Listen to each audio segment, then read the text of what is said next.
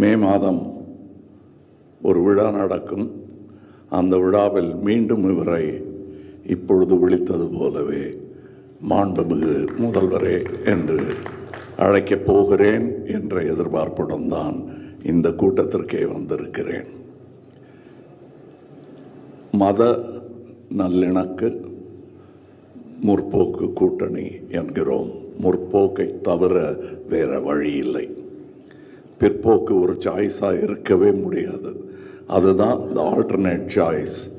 அது எங்களுக்கு வேண்டாம் என்று முடிவெடுத்தவர்கள் எல்லோரும் இங்கே இருக்கிறோம்.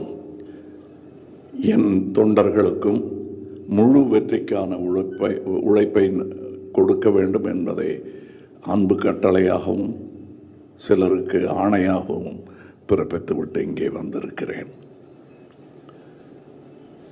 இங்கே